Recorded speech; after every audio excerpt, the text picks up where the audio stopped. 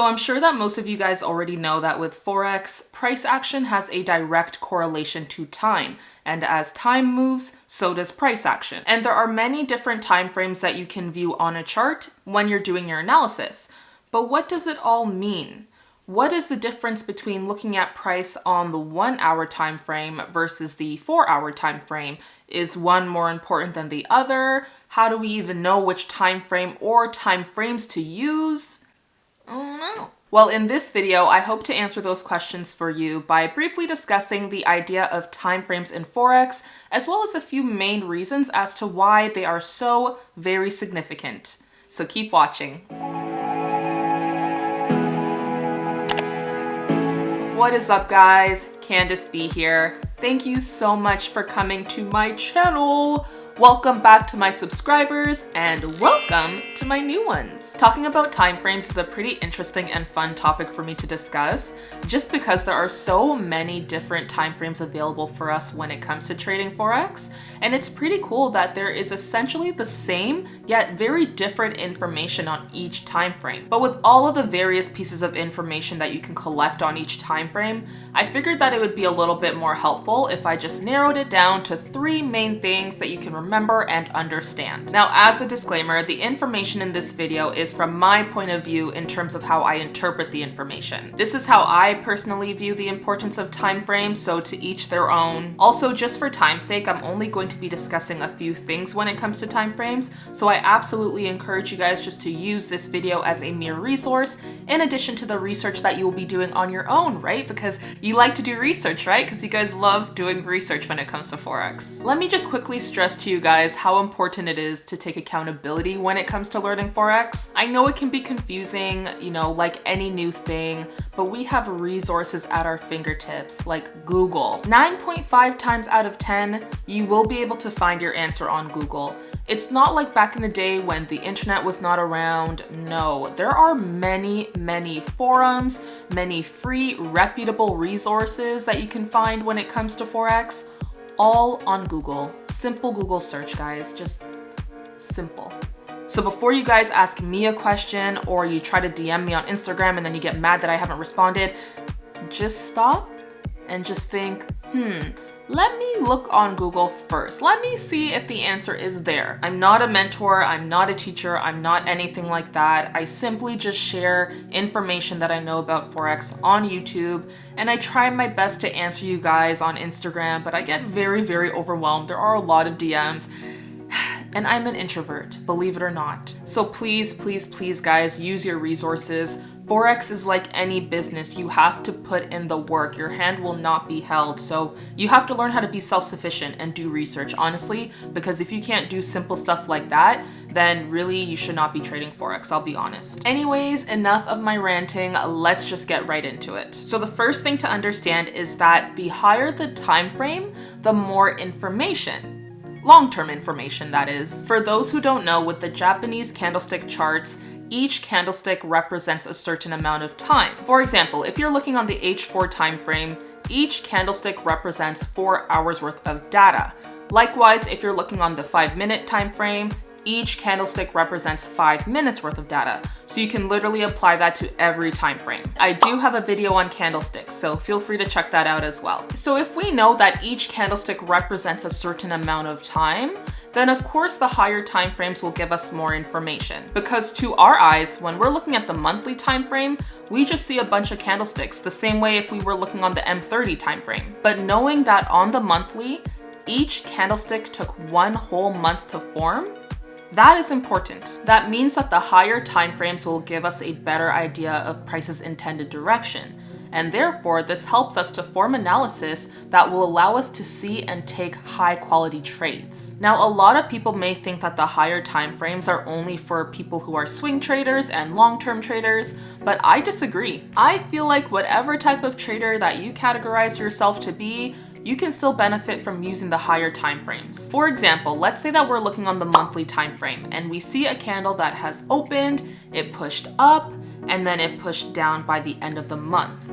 To me, how I interpret that is that the bulls were definitely in control for the majority of the month. They were definitely dominating. So for the bears to come in with enough power to push price down, in addition to some bulls leaving the market, that speaks volumes for what may happen next month. Because at that point, I'm personally making myself aware that the bears are definitely in the game, and that depending on what may happen next month fundamentally, in addition to other factors, that price may want to push down.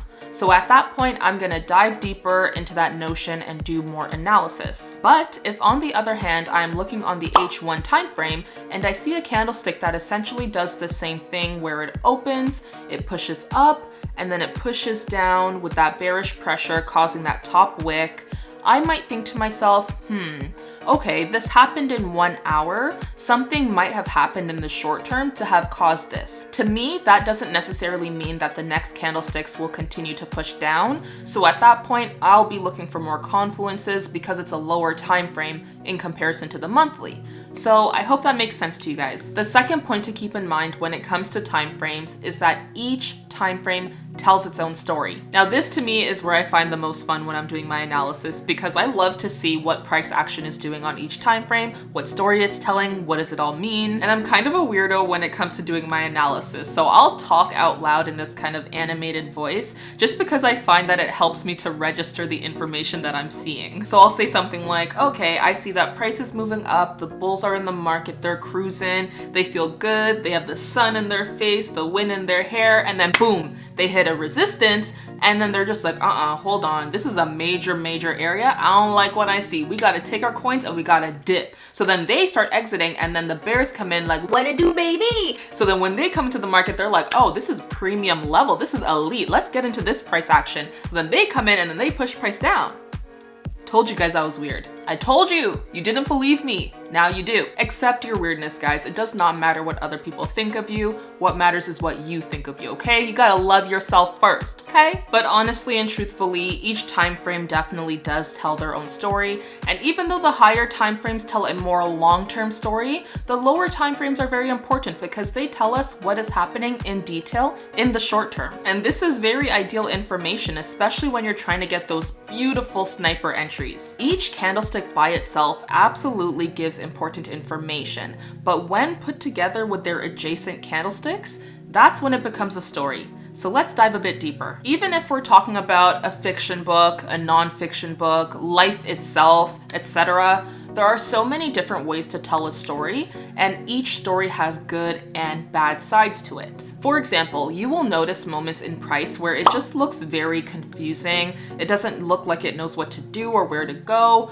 Both buyers and sellers are being very indecisive. And these are the times where I would say are more unfavorable times to trade. Because just ask yourself, why? If price is so indecisive at that point, if that part of the story is so confusing, then why are you going to try to predict the ending? Why not just wait until there is more of the story to be read so that you can understand it better? Why force a trade when there's no need to? There's literally never a time where you need to force a trade, guys, so keep that in mind. Let the trades come to you. Let the story be read, okay? Just read the story. I feel like I'm always using these story analogies. I guess it's because I like reading. These, my friends, are the times that will make or break you as a trader. Having the patience and discipline to wait it out until there's a better story, not feeling the need to be in a trade just to be in it, taking a loss and being disciplined enough to not revenge trade and randomly re-enter the market just because you want your money back. So I encourage you guys to study each time frame on its own and appreciate each time frame for the unique information that it provides. And of course, as you become more aware of the type of trader that you are, then you'll form a strategy and you'll use certain time frames over the others. But in the meantime, I still encourage you guys just to look at each time frame, study each one, backtest over and over and over again. Put in that work, people. Put in that work. The final point that I will share with you guys in this video actually goes hand in hand with the second point that I just mentioned. And it's that when time frames are used together in Forex, they are able to form this nice, flowing, cohesive analysis. And what I mean by that is that, of course, it's very nice to look at each time frame to see what story they tell individually, but when you look at them together, whoo, you know that song by Neo that goes, I'm a movement by myself, but I'm a force when we're together. Yeah, I'm not thinking about relationships when I sing that. I'm thinking about charts. Do not laugh at how I sing, okay? That is bullying and that's rude. When you're doing your analysis and you put information together from different time frames, then your analysis just gets that much stronger. It just gets that much more solid. And that's what we want, right? We want that strong, valid analysis that includes multiple confirmations, which will allow us to make informed decisions when we are taking a trade and managing our risk. That's why I personally like to do top-down analysis. For those of you guys who have seen some of my other videos, you know that I have mentioned top-down analysis many times. I personally feel like top-down analysis is a very good way to form a valid bias of the market at that point in time. For example, let's say that you are doing your top-down analysis, and so you start on the monthly time frame, and right away you notice that the overall trend is bearish. So then you go down to the weekly time frame, and you also notice that the overall trend is bearish. So then you go down to the daily, the H4, the H1, and it's all bearish. What would you think that your bias would be? Bearish, right? So having multiple time frames confirming the current direction of price can be your first confluence. And then you can start building on your analysis by seeing what other confluences there are. Did price just recently reject a major zone? Is the H4 still creating lower highs and lower lows? Was there a rejection wick on the latest M30 candlestick that validates the fact that price is still respecting that downward channel? Has something similar happened in the past? These, amongst others, are questions that you must ask yourself and that using multiple time frames will allow you to answer. Now, of course, to beginners, you don't have much chart time, so it won't be as easy for you to figure out what type of questions to ask yourself, and you may not have chosen one or two pairs that you've been focusing on just yet. But trust me, if you put in endless hours of practice and chart time, then eventually your eyes will start getting accustomed to seeing the many different types of pictures that price action forms. And when you take all of the 3 points that I've mentioned in this video and you add patience, discipline, you remove emotions from your trading, you do your own research, you don't use crazy lot sizes on your account, you journal your trades, you manage your risk, you focus on your psychology, then it's safe to say that you are on the right path on your Forex trading journey. Thank you guys so much for stopping by to check out this video. You are all awesome. If you enjoyed this content and you found it helpful in any way, shape, or form, please let me know by smashing that like button. I would really appreciate it. And feel free to comment down below, letting me know your 2 favorite time frames that you use when you're trading Forex and why. I'm very curious to know. Last but not least, don't forget to subscribe so you know when I post another video.